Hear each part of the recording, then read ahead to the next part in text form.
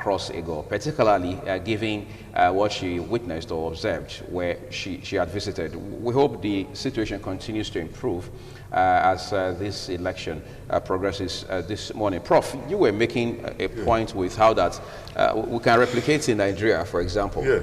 The same scenario that IKHUORIA had pointed out in a place like Mali, for instance. But don't you think our own process here is still evolving? We're going to get there at some point. Isn't that what it is? Besides, we probably have a more complicated system here than they do. But how do we simplify? Is it not possible to simplify the process? You see, our problem is the type of democracy we are running. You know, once you become a politician, the idea is that you're going to make money. And when you get there, there's this conglomerate of positions all over the whole place. You know, personal advisors, name it. Incidentally, I will have to interrupt you again, Prof, because we want to see how we can create a convergence between what we're getting from the field and, of course, what our guests here are telling us about this whole development. Patience OSAROGIUWA, thank you for coming through on the program. Thank you, here at Westwood. Good afternoon. Yes, go ahead and tell us what's happening where you are. Okay, I'm right here at the Mofi Primary School, Ward 4, where there is 10 units, where you have from unit 19 to 28, and that very unit, Abataki, is expected to come to vote at unit 19. The turnout here is very impressive, though there is rumor of vote buying, but we have not seen that.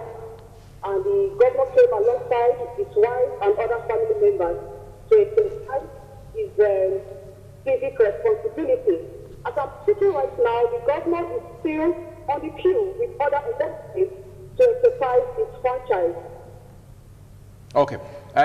Are we seeing any form of violence or impropriety as far as this process is concerned?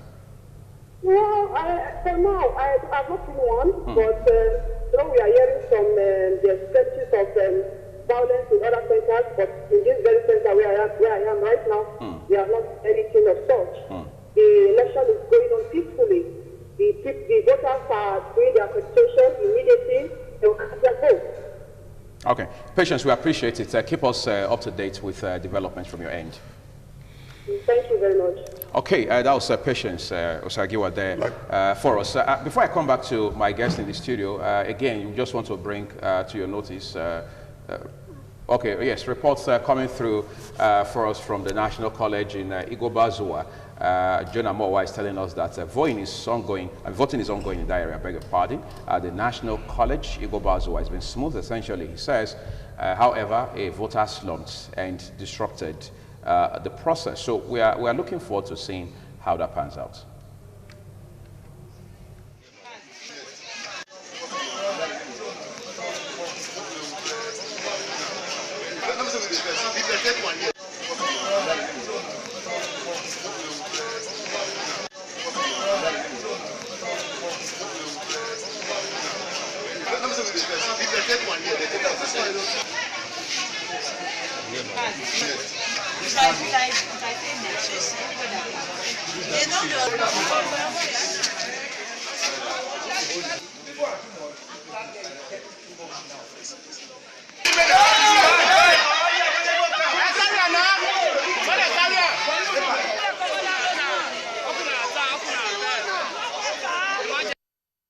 That's a very sad development there, apparently, at least for the fact that it has now disrupted the process there at the National College in IKHUORIA. Were there preparations, were there arrangements, for example, for paramedics to be right on the ground, readily available to attend to issues like this? Did we not foresee the possibility of this kind of occurrence? I'm very sure these are some of the issues people are concerned about in the build-up to the election.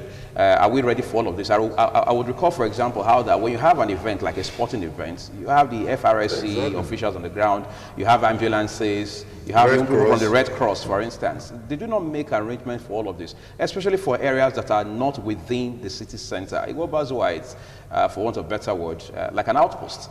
Why didn't you have all of these arrangements in place? And going into other elections after today, for example, what lessons are we drawing from this, especially when you realize that the enormity of this kind of disruption can rub off on the election in such a way that we never imagined? And how do we take a cue from this and be sure that we're not caught on guard in subsequent elections? Those are the issues we should continue to talk about and concern ourselves about going forward. That was the gentleman there that slumped, and you could see a few individuals, hopefully, I mean, perhaps voters too, trying to lend a hand, because it will appear that was the best help that came through at that point in time, when we want to believe that concerned authorities are watching this now and seeing how much they can also make arrangements for several other places where there could be the possibility of this kind of occurrence. I understand we have a call coming through now. We also want to see what we have as far as this election is concerned from across the states this morning. Hello, caller. Good morning. Yeah, good morning. I'm calling from Adolf College. Okay, what's your name? Specifically, Unit 13. My name is Bessie Renakino. Okay. I have been voting on this very unit. I mean, at this very unit, Unit 13, with my wife. But now, I was accredited and I voted. My wife was accredited. The card reader machine accepted her. But the check on the pages, her name is not there. So they have told her not to vote now. One other person too, the card reader did not accept his figure. However, his picture was on the register and they didn't allow him to vote. So that is the problem. Okay. Thank you so much. That's the situation, really. We understand that card reader terminals have been failing in some units, quite a number of places across the states this morning. We understand INEC had assured members of the public prior to today that all of these issues would be addressed. There are people who say INEC is probably overwhelmed with arrangement for elections. But again, because this is an off-cycle election, which means that it is detached from the regular 4-year cycle election, which is the general election, it would have been easier to mop up resources and direct all of it to this election. But then, who knows what we can do going forward about all this. The man says he went there with his wife. I mean, a couple. He was able to vote. However, his wife wasn't able to vote because the card reader terminal couldn't recognize her fingerprint elements, which is a big concern, because obviously, if that becomes the case, ultimately, the implication is that that person has been disenfranchised from being able to cast their ballot, which but INEC has given the alternative of manual it's not a which is a negative development. Yes. But again, with the consolation coming from the manual process, let's see how that can address this issue. Because going forward, a lot of persons are saying it should be a one-way traffic. It should be the card reader or nothing. But again, is that realistic given the peculiarities of our electoral space in this part of the country? I want IKHUORIA to respond to that quickly before I come back to Prof. I mean, we're beginning to hear now incidences of card reader terminals not reporting for some people while working for some other people. What do we do about such developments? So we need to be very clear of what has happened. Did the smart card reader stop working, or it could not authenticate the fingerprint of some voters? What you said apparently is a problem of authentication. Yes, if it's authentication, what happened, there are 3 stages. When a voter who comes to the polling unit to the PVC is not the owner, the smart card reader will reject that voter.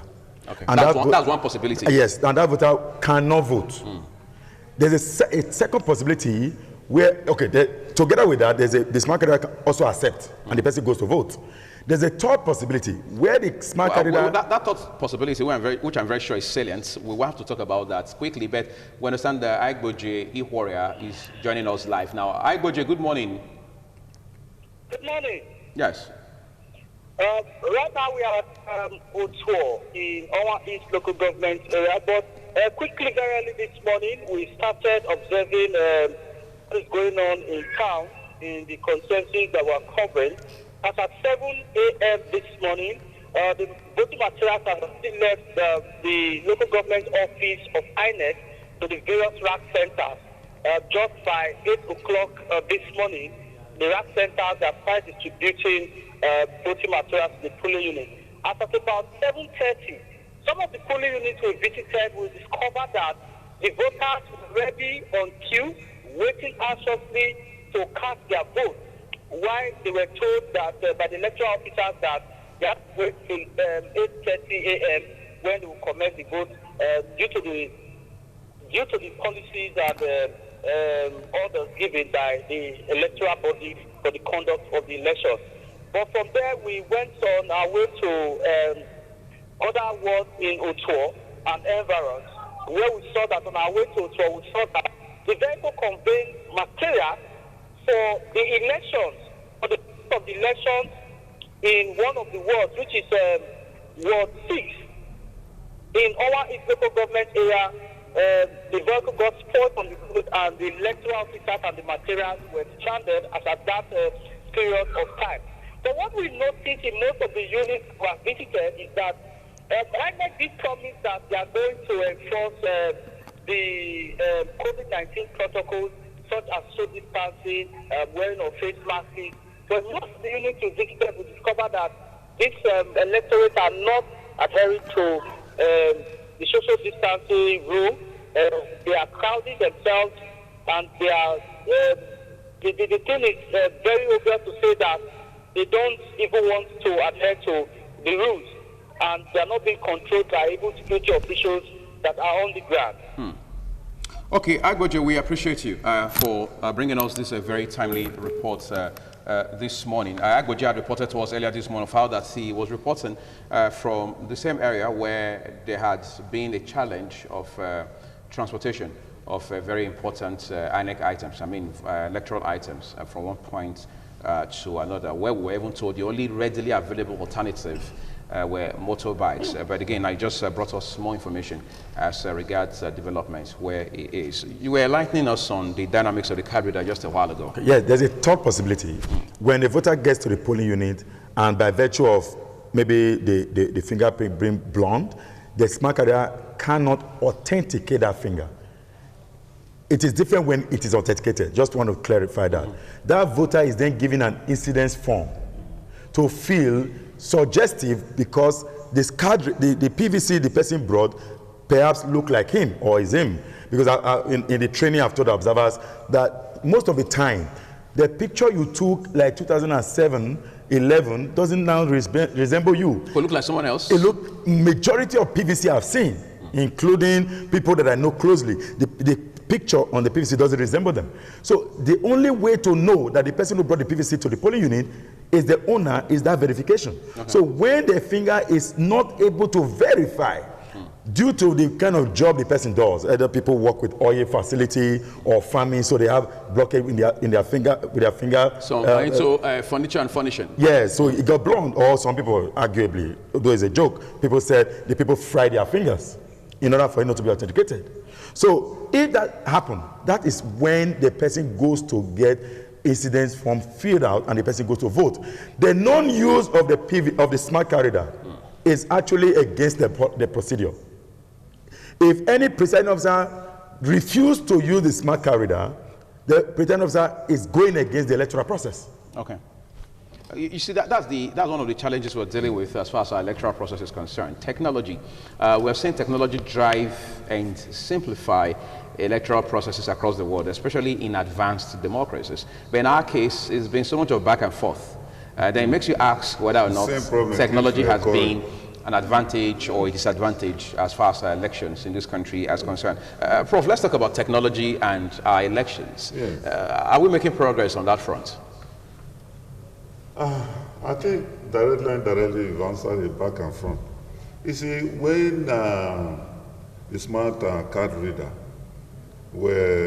came up during the presidential election of 2019, before then, INEC gave voters of Nigerians the impression that, that is exactly what they are going to use to determine election. For any person that doesn't go through the smart reader, it will not be accredited, the person cannot vote, and what have you. They made so much noise about it. But when it matters most at the various electoral tribunals, they were saying something else. That they didn't, it's not compulsory that the smart reader, card reader must be used. There is incident form. And what happened? Most of the smart card readers were not even working. We're not working. So, and this is an election that so many billions of naira was voted into it. So why should the ordinary smart card reader start having issues? We'll answer those questions about smart card reader in a while. Kingsley UCHEGBU, good morning, and thank you for joining us on the program. Good morning, Oye. How are you doing? Fine, thank you. Yes, go ahead and give us updates as to what it's been like where you are reporting from. Okay, covering on West. I'm sorry, West. Presently at Umudumo. Okay. The situation here, the election so far has been peaceful, but the challenge has been that of the card reader. Has been malfunctioning in some units. And what INEC officials did was to give some of the affected persons manual forms to fill before voting. There is also the issue of some persons coming out with temporary voter cards, and they were equally turned back. They couldn't vote. Okay. So, yes, go ahead. It has been peaceful, and there has been compliance to the COVID-19 protocols. Okay. We appreciate you, Kingsley. Thank you so much for that live updates from Umudumo in Ekpoma East and West local government area of.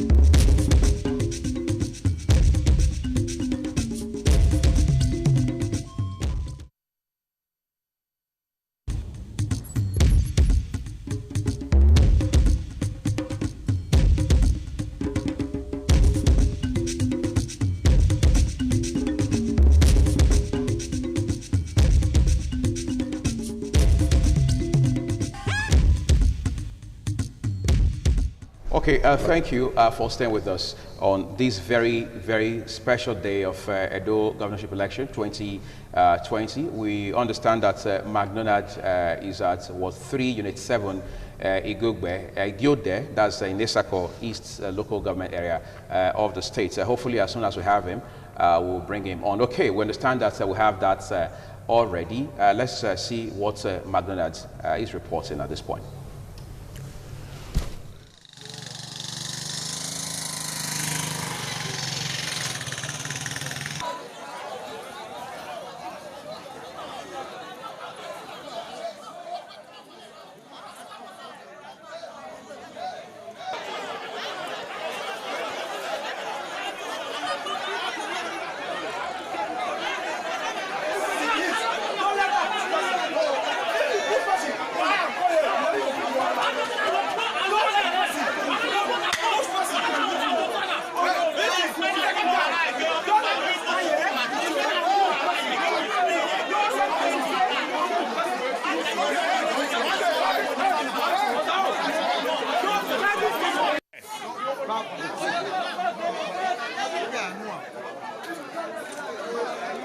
I highlight here before now. I highlight here.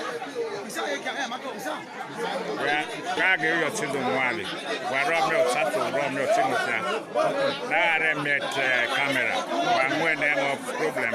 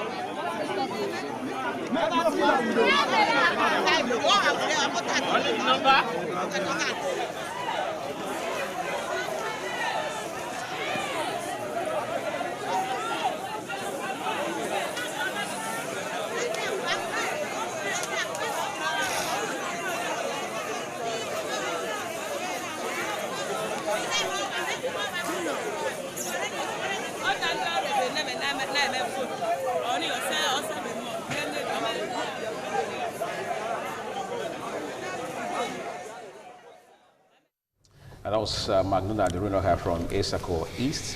Thank you for the reports from IKHUORIA. Or 3. We'll keep bringing you updates from all of our reporters on the field as we continue to discuss the Edo 2020 gubernatorial election on this 19th day of September. Prof, there are several issues we must talk about. Just before we take another call now to let you have a feel of what's happening right there on the field, we also want to bring the perspectives of our guests on the program, just for you to be able to understand exactly what the issues are regarding this election. We understand there's a public call coming through this morning. Yes. Hello, good morning. Hello? Hello, good morning. Can you hear me? Yes. Hello, good morning. Yes. Quickly, your name and where you're calling from, please. Earlier. My name is Besiro Najimo. I said that I came to the polling booth with my wife. Unit 13 at Adonor College. That is the unit where we voted. The candidate. We lost that call. That's a gentleman who had called earlier to talk about how that his wife couldn't vote because of malfunction with the card reader. He says they voted there for quite a number of years now from Adonor College. That's a local government in here in Edo State. We're sure he'll call back to let us know, because I'm sure there was a point he needed to clarify. But if that problem persists, I understand the only available alternative is the incidents form, which of course INEC has provided. But Prof, there's an argument. Yes. That argument has been here for quite some time. People are saying the card reader itself is not constitutional. There's the argument about that. We've seen people go to court over this issue, for example. But isn't this a matter of expediency? I mean, bare necessity, for example. You see, the electoral reform would have taken care of that. You see, the electoral reform would have insisted, because it would have become law, would have passed through the National Assembly and was centered by the President, that no voting will be accepted that did not pass through the card reader. And when INEC was telling us all the big preparations before the election in 2019, without card reader, no voter can vote, every person must vote, and the card reader they must use the card reader, and thereafter everything goes to the situation room. You know, the picture was so beautiful to go to a situation room, and from situation room they monitor everything, and the votes will be displayed as results comes to various polling units. They will be displayed and all that. But at the end of the day, did we see all that happening? Even where it was done, what were they saying at the end of it, when it matters most? When the court was now saying, hey, you are the umpire, tell us what actually happened. Then the story was turned around and said, okay, we didn't say it was really necessary for card reader to be used, because the law, the electoral law has not supported it and all that and all. But what did they tell the Nigerian public? They said, oh, it must. So the point is, I thought by now they would have perfected the card reader thing. You know, they would have perfected it. It doesn't need to be legislated. They would have perfected it. Why? Because INEC is at stake. Their reputation, their dignity, their integrity is at stake in any election that is conducted in this country. So they would have helped themselves by ensuring that the card readers are working part. After all, we are talking about just one state, and we have so many card readers across the nation. So why can't they make sure before this election the card readers are functional? They service them, ensure that they are working perfectly before they deploy them, you know, to the various polling units and stations and so on and so forth, so that this irregularity, this creating room for suspicion, you know, whether the election will be free and fair and all that will be avoided. It's better you put your house in order to avoid all these unnecessary controversies. What is the population of those that are voting today? Out of 2.2 million, we are already talking about 1.7 million. Are we actual voters? Are we now saying that they cannot take care of this population? So INEC has a problem, not until they sit down and really do their work. And our legislators, the National Assembly, they must legislate very well and ensure that the electoral reform is done and is carried out, you know, so that all these abnormalities, because will be avoided. Because lawyers can easily argue that, most of the processes INEC is going through are not be recognized by law. And therefore, they can use that against the institution and use it against politicians. Okay, we're going to look at the voter card issue a bit more extensively when I speak with AIGBOJIE in a bit. But in the meantime, we understand the SMR of Benin, His Excellency Sir Chief Dr. GOVERNORSHIP and his wife, Lady Cherry, have just voted at Ikaladeran Primary School, that's in Okada, of your Northeast local government area. Okay, so we're just going to get back to the studio. Of course, as soon as that report is ready, we'll bring it to you live. Let's stay with the voter, the card reader again. We've been hearing that the proposed amendments to the Electoral Act would have been able to address all of these issues if the president had assented to it. Yeah, but in the absence of that, are there alternatives available to us? You see, the truth of the matter is this: no matter the reform in this country, there's going to be a level of mindset orientation. But let there be reform first. The challenge we have in this country is not with our legal regimes. I mean, each time we talk about First Amendment, Second Amendment, or the UK Constitution, it's the Nigerian Constitution. Everything we want to legislate on. What the smart card reader is doing is a very simple task. It has no business in the architecture of the election. What the smart card reader is doing is that the person who brought the card to the polling unit is the owner. And after that, the person goes through the normal processes of ticking the name on the register, which is legal. However, the smart card reader, as a standalone, yes, it has no place in law, and it has no place not in law. This is what is happening. The Electoral Act, which needed to be amended, of course, have been proposed, is, from my experience, before every election, there are amendments to an Electoral Act. And politicians usually find a way of escaping the laws. Politicians deliberately create scenarios. We will talk about those scenarios briefly, but let's take a call quickly. Hello, good morning. Hello, like I said earlier, the problem is not the card reader. The card reader accepted the person, but on the register, the picture is not there. Okay. The card reader recognized the person and accepted the person, but the picture was not on the register, and so she's not allowed to vote. That's what I'm complaining about. Oh, and that person happens to be your wife, you said? It's my wife. We have been voting at that stage unit. Okay. Thank you so much for that update. The gentleman has done something brilliant. He has made it clear that the issue is not with the card reader. The card reader accepted the authentication, all right. However, the voter's name, who happens to be his wife, is not on the register. So there's already inconsistency with that. That invalidates, no, she's not going to vote. She can't vote, obviously. She's not going to vote because what is in the law is the register. You see what that means now? There may have been one technical issue. At the time INEC displayed those registers, every voter was expected to have gone there to do claims and objection. Meanwhile, that's why I say our people.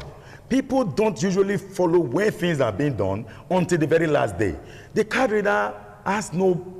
In fact, what we want to get to, even though there are also people who talk about electronic voting as a solution, and people will tell you, people are leaving electronic voting to manual.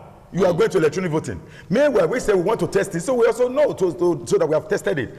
Electronic voting put people in their homes, or online voting, or whatever it is, put people in their homes. It will be easy to go to their home and buy the vote of the members of family to vote without any open display.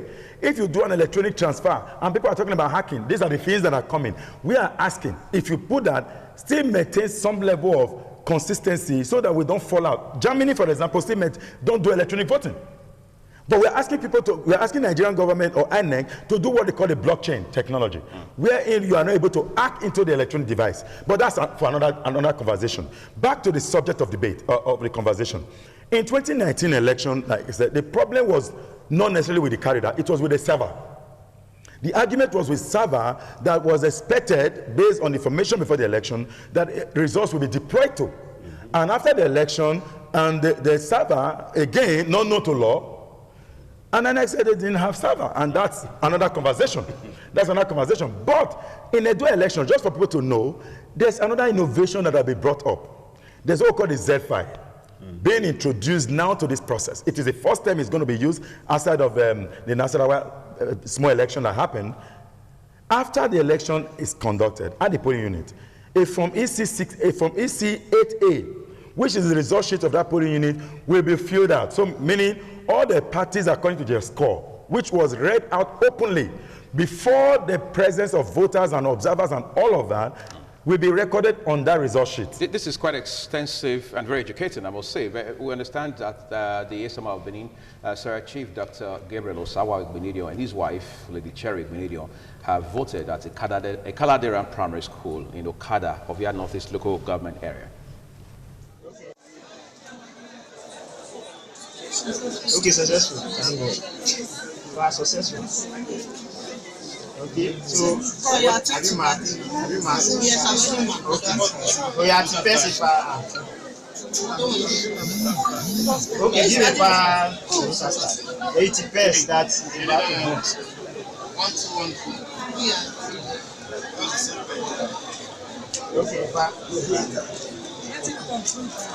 Okay, okay. So you can do that here, do this there.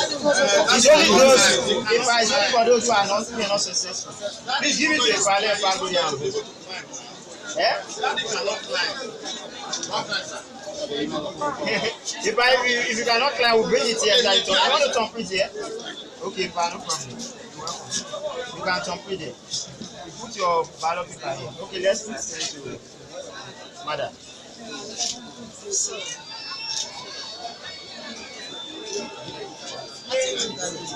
Hello, I said if you jump it here. Yes, sir. When you complete your ballot paper, wherever you want to jump it. You can put it here. Oh, it's too high for you? Okay.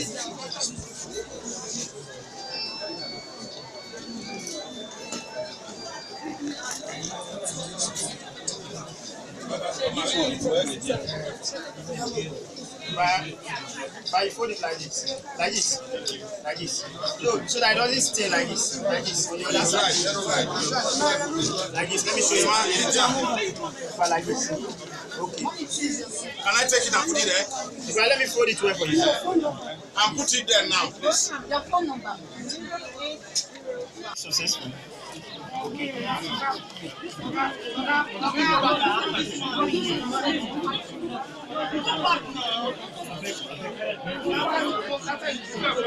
Okay, so phone number. So give me your phone number. Yeah, phone number.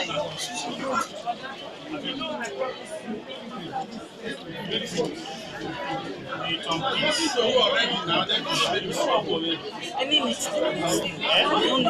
You will do that too.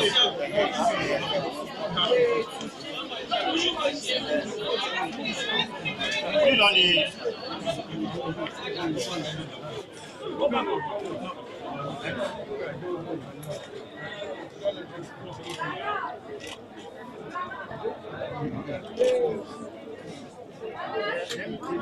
No, it's not mine.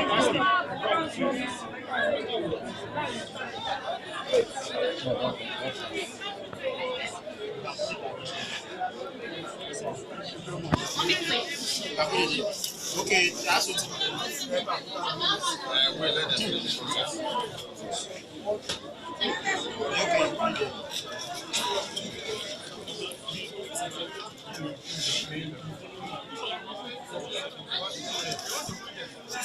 Sir Chief Dr. Gabriel OSAROGIUWA there with his wife voting at Ikaladera, that's in Okada of your Northeast local government area. We have a contribution coming through WhatsApp. It says, I'm Precious Owens from Oedo Ward 3, Unit 4. I've just cast my votes. It went well. I was peaceful. However, there's a massive vote buying and bribery of security. That's what you're saying based on your own witness. We understand that Best Mbire will be reporting again this morning, so we'll just keep our fingers crossed for that one. Let me get back to my guest in the studio quickly, while your contributions are also coming through WhatsApp channels to report what you have witnessed as far as this election is concerned. The whole process is complicated. There's so much of complexity in the electoral process, even in the practice of democracy as we know it. But how do we continue, gentlemen, to continually strengthen confidence in the process and in the institutions responsible for running this process? Prof, I want you to respond to that. Yes, you see, if there's a electoral reform where everything is streamlined and made a law, you know, and it will take care of most of these problems that are being experienced. And if the office of political office of the candidate is not that type of office where it's like an opportunity, an avenue to make so much money, you know, for the politicians, then things like that will stop. Then we also talk about tenure.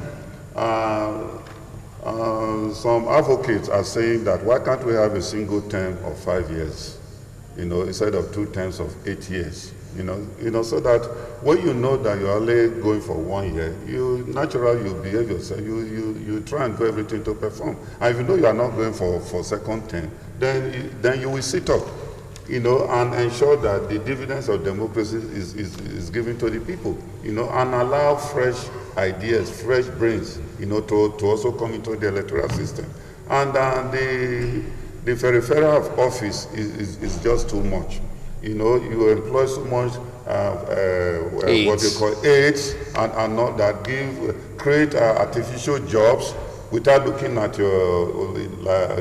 your finance and see if they can cope. And what are they doing? They are just mainly taking care of those thugs who assisted them during the election and those who invested in the election. And that is why you see sometimes you see some contractors that are given jobs to do, they won't do the job because they feel that they have invested into the candidates during the election, and therefore they are getting their money back as an investment, you know. And you see individuals who have been given offices to perform. They will not perform because they believe that is their own benefit, you know, in their contribution during the campaigns and all that. So not until things like that are corrected and the cost of governance is reduced, the problem will definitely continue, you know. Otherwise, how do you account for a situation whereby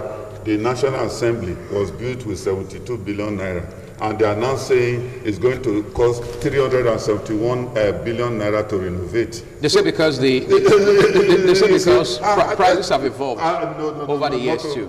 Not to that extent. We're all Nigerians. We will know the truth. You see, by the time you start to do that, there's a problem. Or the vehicles which the former politicians use, either government house or National Assembly, before a vehicle that is just 4 years old, you are now saying the vehicles should be replaced again with brand new ones. All these economic leakages. You see, you are encouraging, you know, people to come into government offices and start making money for themselves. Or how do you pay a legislator, you know, who receive a salary of 13 million naira a month, according to Sanusi, the former central bank governor, and all that? Then how do you give 500 million in the name of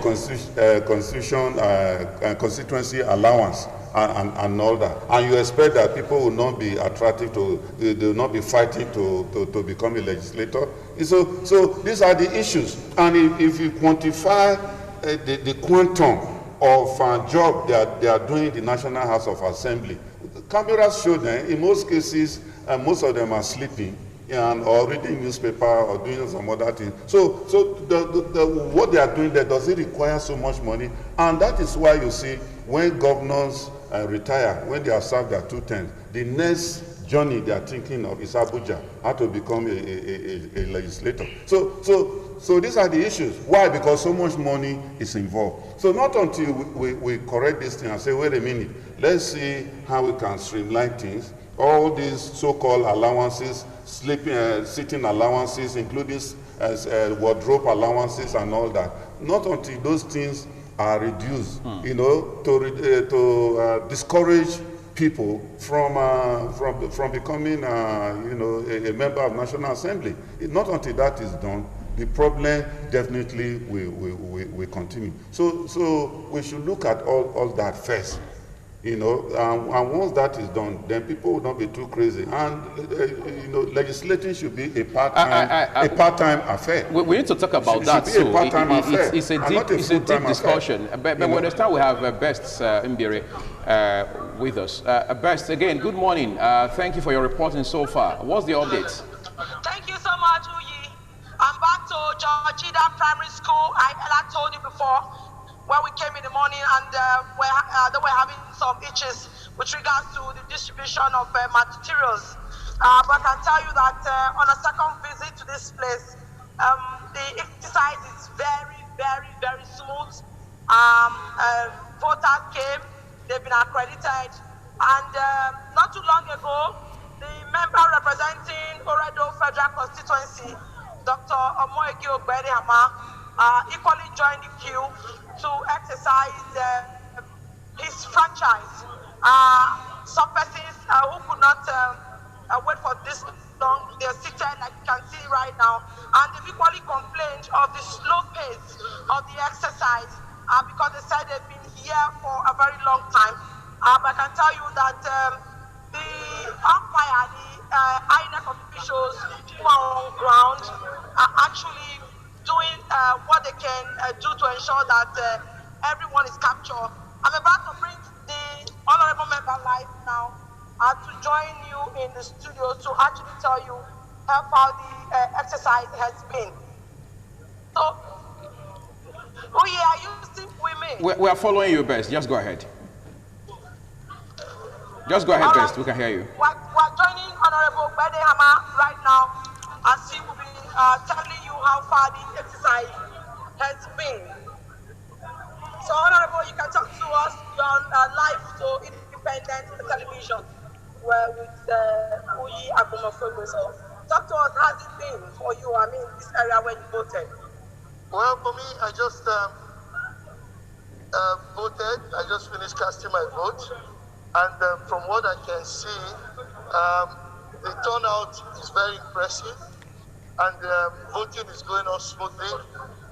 The machines are working. And I think everything is going on well where I'm voting from for now. And I want to hope and pray that exactly what's happening here is happening across board. And it remains like this. I'm sure at the end of the day, if it remains like this, the people would have chosen their governor. So they're out en masse to exercise their civic duty, and we're happy that they come out and to participate in this process. INEC has assured us of free, fair, and credible elections. And we want to believe that as an institution, they will keep to their promise. Security agents have assured us of adequate security of lives and properties throughout this process. We also believe that they will keep to it as an institution. Honorable AIGBOJIE, I want to ask you a question. I want to ask you a question quickly. This is the first major election we are having in the midst of this pandemic. I mean, the COVID-19, for example. How well would you rate us in terms of the performance we have seen so far, considering the fact that this pandemic has been a challenge in itself? Well, for me, I think that on the Edo people's side, they've still looked at the importance of their vote, so they've come out en masse, and also they've tried to follow the rules and regulations of safety to a great extent. Of course, it's not going to be perfect, but I can see almost everybody on the queue wearing their face mask. It would be better if a little bit more social distance is exercised. But so far, so good. I think it's going well. If it remains like this, that would be interesting. Thank you so much, Dr. AIGBOJIE, for your contribution. We appreciate it. Thanks a lot. For us from Edo, at the end of the day, let only God's will be done. Mm-hmm. All right, thank you, Uyi. I'll be giving you more updates in the studios as we tend to go around other polling centers. I'll join you again in the studio. We look forward to that, Best. You have a great one out there. Okay, let's return to the studio now where we have our guests still live with us here. A lot of persons have said, gentlemen, that we should have a situation where we continue to discourage the attractions, or as some persons call it, or call them, the perks of office, which they say are the reason everybody is falling over themselves to want to become a senator, member of House of Reps, governor, or even the president. You have been an observer, AIGBOJIE. I mean, you come with a wealth of experience observing elections. To what extent can we really discourage all of this? Because in the end, people would always aspire naturally to want to hold public offices. You know, I made a comment earlier about the value chain. The crisis with the electoral circle or electoral platform or landscape, as the name may be, has to do largely with the system. We run a systemic electoral challenge. Number one, the booty, the gains of winning an election is far more away losing an election. Elsewhere, where you have democracies that runs easily, is that there's some kind of win-win situation. So it isn't a do or die affairs. When you lose, you gain some. You gain some, you lose some. But in our level of democracy, once you win, everything is won. There's no negotiation. We must, as a matter of urgency, address that political office holder. The advantages the political officer does enjoy create an incentive that makes it look like a do or die affair. Then you move to the system itself, INEC. When people don't get what they need to, what they ought to get, they delegitimize institutions. For example, INEC. People cast aspersion on INEC, forgetting that it is the institution that is for us. It is our people who work there. Like Prof said, anybody that gets a job to work in INEC, first of all, think of what to gain. That mentality then snowball into the system and become a barrier. All of this value chain or this architecture needed to be addressed holistically. That is why I said electoral reform as a standalone isn't going to resolve the imbroglio that we currently face in this nation state. We must have a way of moving. When I use the word, when I talk about other countries, by privilege, I live in the US for a few years, so I can tell you what's happening there. A bit, not everything anyway, but a few things that happen, where people just walk to the polling unit, vote, and go home and do other things and move on. But in Nigeria, vote buying has been on. It was tomatoes and pepper. It was salt. It moved to monetization of the vote buying. So don't give me this salt. Just monetize it. Give me 1,000 naira. Give me 2,000. Then it then move on. That is where we are. Don't also forget, Nigerian government did what we call monetization policy.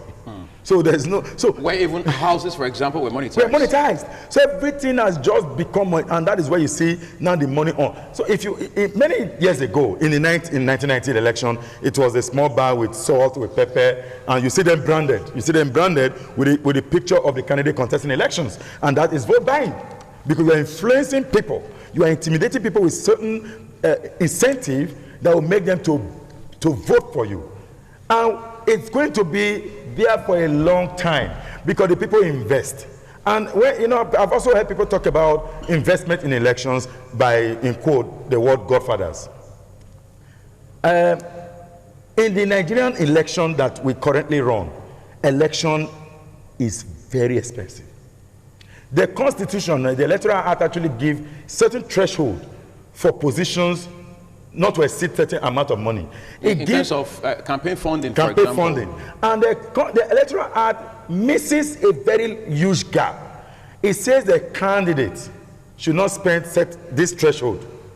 It doesn't talk about the political parties.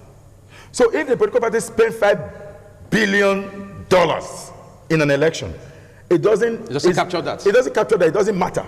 So that is where you see money, people getting money from across the source. And again, who fund these elections? If you say a billionaire is this that funds someone to become a candidate or to become a governor or a president or whatever, how did they get to that point? In the States, for example, every money you spend in campaign are displayed, are made open. Every penny that goes into a campaign. In the US. Yes. So that's why I actually tend to want to avoid some of these very comparative analysis, because they are not common. They are opposite each other. Even though we tend to operate the same presidential system of government, they are almost opposite each other. You can't insult a Nigerian president.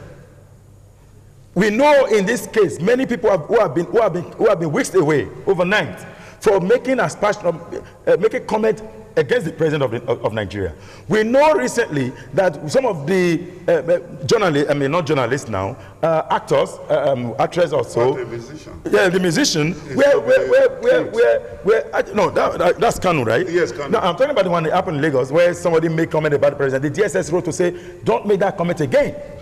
You don't do that in the system. You don't do that in the system. So we're more conservative here, is that the point? We are, our cultural orientation, our religious orientation, our beliefs tend to muddle up with the democratic system, and it's affecting it. It doesn't make a system to work. So you took an example like corruption. But people don't have to cast aspersion on public figures to make a system work, do they? No, you don't. You don't have to, but you have a responsibility because that person serves you. So you can speak up about the issues. Yes. About the issues. Respectfully. Okay, the word respectfully is that when you say that XYZ had happened in XYZ location, and you call the president attention to look at it, what is that supposed to be disrespectful? You are just calling attention to something that you feel as a citizen is happening. In America recently, people are carrying guns all over the streets, and people are not looking at that now. When it snowballed to Nigeria, become an issue, even though we also have pockets of these levels of violence elsewhere in northwest and northeast area. But what I'm saying is there is that primordial culture that affects our civic narrative. If you ask somebody, a man who stole huge money, which of course everybody knows, stole huge money, and they went to make an arrest, and the people said, no, leave him, now a thief. Leave him alone. Now your money thief. There's this culture that we must live above in order to make the system work. Until we are all Nigerians, really, because we are not here Nigerians. We are still our primordial cultural sentiment. Yeah, I'm from Benin, I'm an Ishan, I'm an Yoruba, I'm this. We are still running along that state. So we are not moved to a civic culture where we see Nigeria, where we need to develop Nigeria. Like the once President of America said, think of what you can do for Nigeria, if I borrow the word correctly, not what Nigeria could do for you. But here is what will Nigeria do for me? As after all, there is no power, which is also true. There's no security, which is true. That's the reason I want to move the discussion now to Professor Tony IKHUORIA, because these are several issues that are concerning for Nigerians. You have those who are now saying, at least in the build-up to every election in this country, let me collect my own now, because I have no idea what tomorrow holds. Once this man gets into office, he doesn't even know my name, he doesn't even know I exist. So if he's giving me 1,000, 2,000, bag of salt, bag of rice, giving me a can of oil, for example, let me collect that, because that's what I can see. For example, in this state, we've heard about places where even things as basic as packs of rice with a piece of chicken laced with a bottle of drink were distributed. At some point, just to induce people in a certain direction. There needs to be a convergence between the responsibility of those who are elected into offices in this country and those who vote them into these offices, because they say you can't have better leaders than the people, because the leaders come out from the people. How do we begin to address these issues in a way that is holistic and honest? It's just most unfortunate. Just a few days ago, we are aware of one of the aspirants in governorship election in Edo State. All of a sudden, one federal government woke up and realized that, oh, there's a need for empowerment of market women. And they started dishing out money. Why doing it at this point at election week? You know, these are the issues.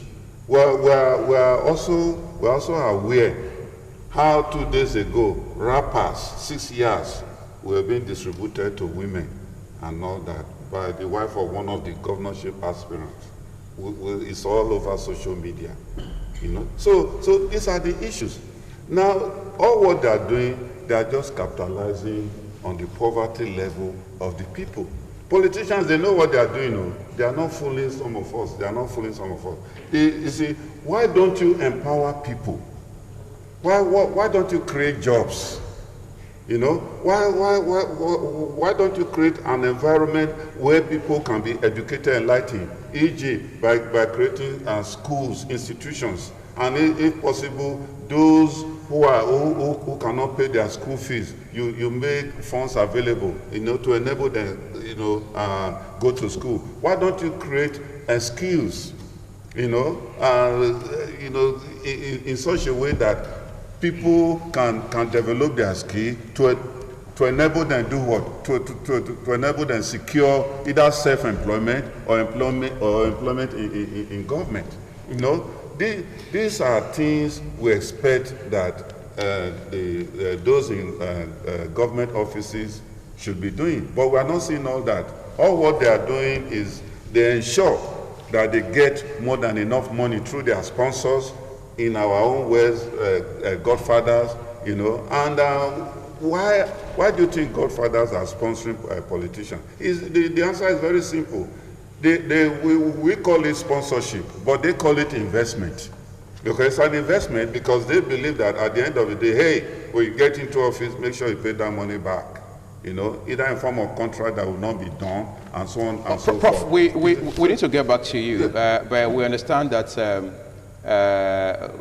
now INEC ad hoc staff at Ivieneva Primary School, Ward 5, Mubauha local governments are protesting unpaid allowances. I'm not so sure we have that report yet, but once we do, we'll bring it up. We'll bring it to you just to help place that development on that front. But there are people who are now telling us that Nigerians have to take their destinies in their own hands, and by that they are specifically saying Nigerians have to double down on holding their leaders, those they elect into offices, to account. We have young people in particular who go to social media to rant about many of the issues that we are grappling with in this country.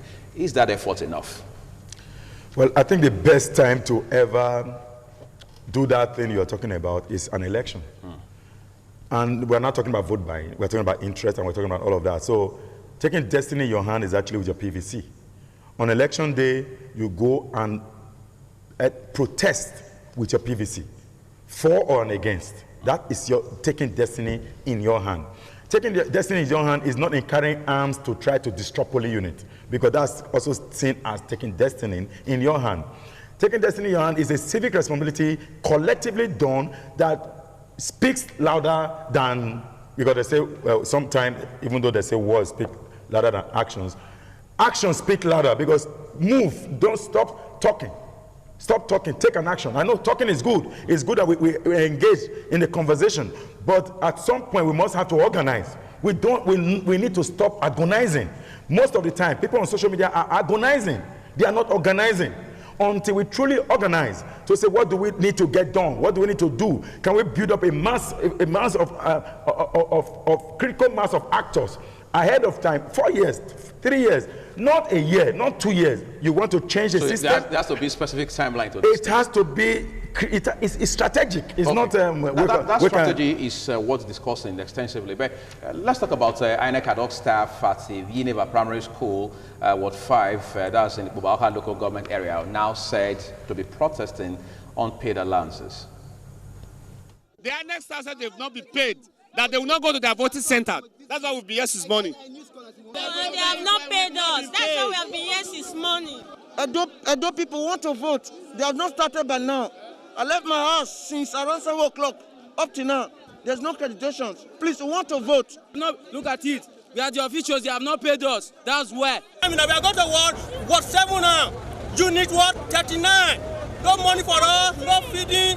All the people going to the PO, all of them, they are being frustrated. No money for us. It's not fair. And I believe that INEC, they pay this money. They should come and settle all. They can't just use us like this. I don't. Oh, it's not fair. So.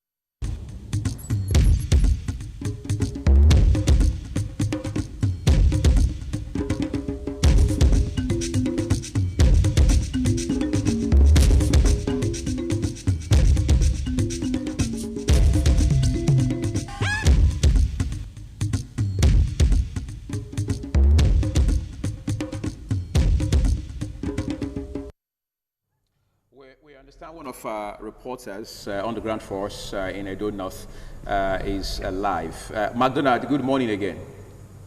Good morning. Just go ahead and let us have an idea what is happening around you. From what I've seen, the turnout of voters are impressive from the local government I've gone through, which is Itako Central, Itako East. At the moment, I'm in Itako East. From all the units, there's absolutely peace. No, the turnout is okay. No tension. The process is smooth, and everything is going as expected. The only observation is the distancing, which is on the crowd. But each to every of the people voting, the distance maintained and masked adequately, the face masks were adequately used by the voters. So my respondent book and those ones are my rushes, which I've sent to the office. So my observation is the conduct here is not that. All right.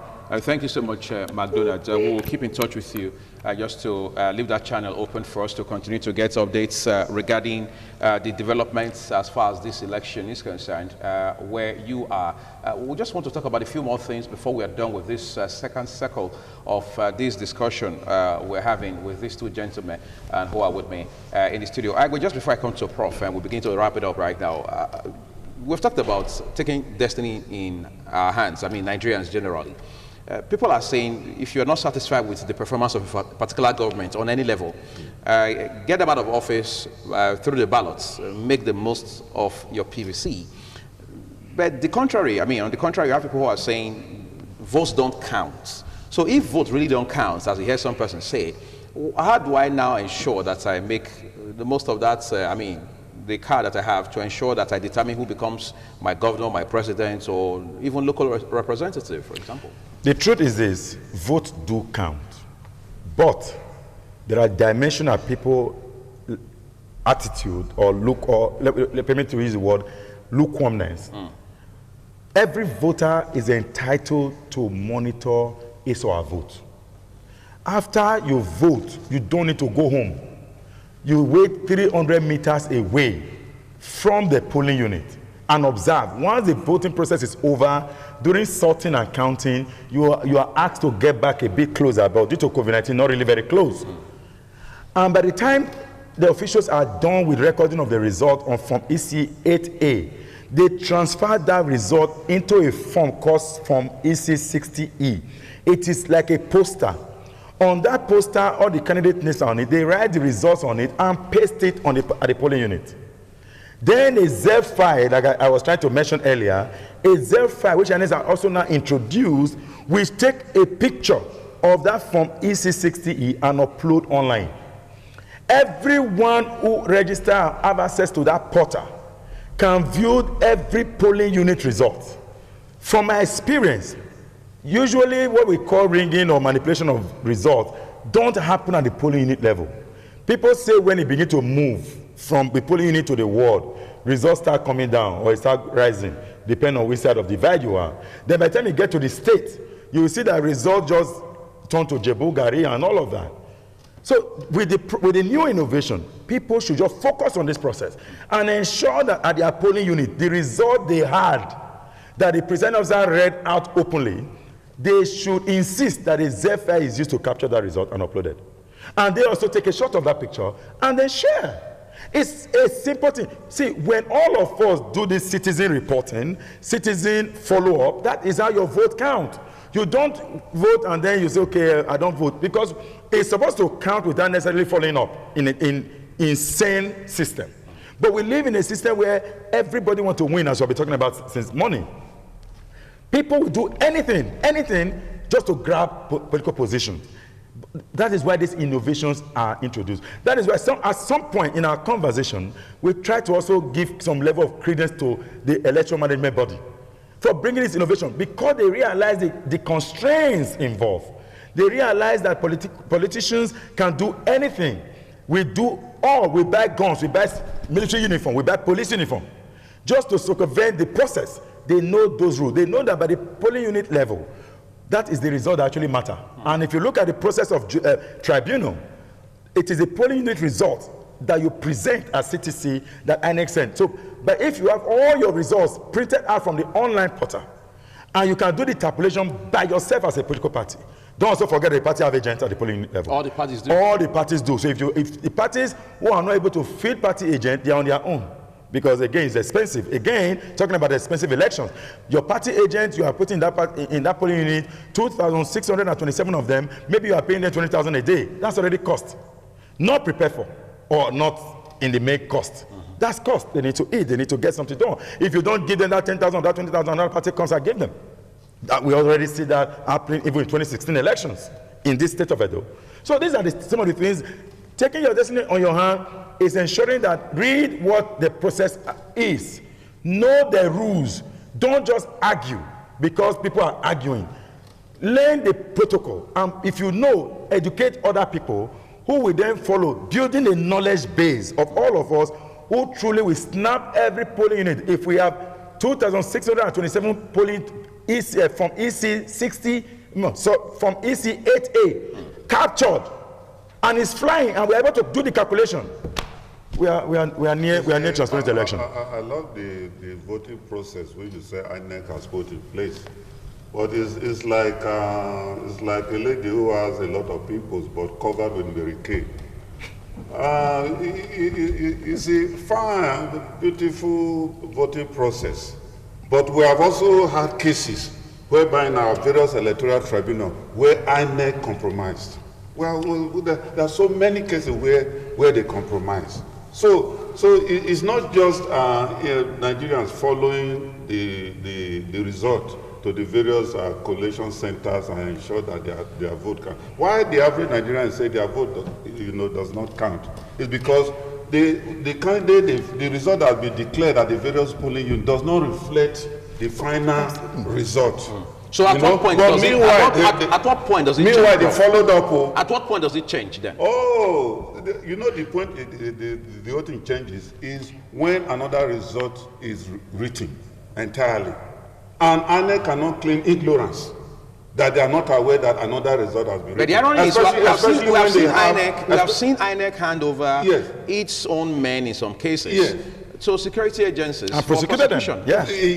But we have also seen cases whereby the various electoral tribunals have discovered that INEC compromised true of us.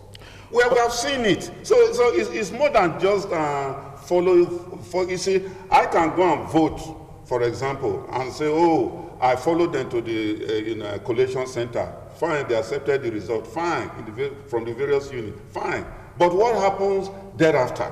You will not be at home expecting that candidate that won in that unit, his name will be announced. But what do you get at the end of the day? A difference. So how do you blame the voters for that? Prof, I want to ask you a follow-up question. You can't blame the voters. Prof, people have been asking, I mean, they've been talking about the need for us to protect our votes in this country. Yes. In particular, in this election, we've heard both the candidates and their parties saying vote, stay at your polling units until the votes are counted, sorted, and blah, blah, blah, blah, blah, blah.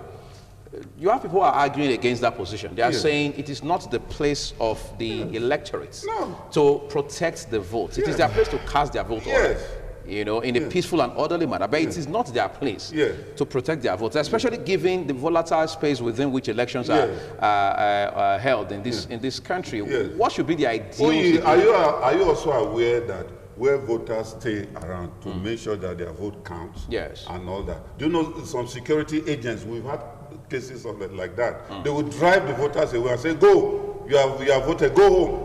And all that. Will you start fighting with people with guns? Of course, you won't do that. I would want to say at this point, we're going to take a break because this conversation continues. We're continuing our monitoring of the Edo State 2020 governorship election across the states. As we told you at the top of the discussion this morning, we have reporters scattered, or if you like, dispersed across the state, just to ensure we bring all angles to the table for you to understand what the developments are regarding this very crucial election. I've been talking with Professor Anthony Ikhouoria, he's a professor of business administration, joining us just to also lend his voice to this very crucial issue. Prof, thank you so much. We appreciate it. Pleasure to be here. And then we've And we've also had, let's just quickly bring you an update here now. Oxonia Grand Academy, Ward 9, units 16 to 18, they got local government area. We're told that some voters allegedly, monetary inducement by a particular political party. That's somewhere around Ohoro in the local government, Oxonia Grand Academy. We will bring you up to speed as well as we have that one. Sorry, my name is Engineer Shola Clement. I'm reporting live from Ward 9 in Ego local government, precisely in Okoro. Where I am standing now talking to you is Ward 9, Unit 16, 17, 18, and the center is Ozonia Primary School. Now, what we are experiencing here is alarming and is uncontrollable, is unbearable. We are experiencing massive inducement of voters from a particular political party, and it is, as I speak to you, it is not encouraging. If you can take a look outside here, even at the entrance, there's not even nothing like security, nothing like police at the center. People, the voters are afraid to cast their vote for the respective candidate that they have come here to vote for. Before now, some persons have come because there is no security, they left. And I have told you some persons that I confided in that I was able to beg to come in to vote. They are saying that they don't know whether there is lions or tigers around that we want to instigate or kill them. And because they didn't see policemen or any security persons on ground, they've left. But the ones we are seeing here are all like, okay, before I vote, let me know. But somebody will go there and induce them with a tune of 5,000 naira. And it is not encouraging. It is fair. It is not fair, and it is bad. So please, I am calling on the necessary authority, the IGP, the security agencies that are assigned for this election in Edo State. We all want credible and fair elections, and it is right. It is our right to perform our civic responsibility to put whoever we desire to be in position.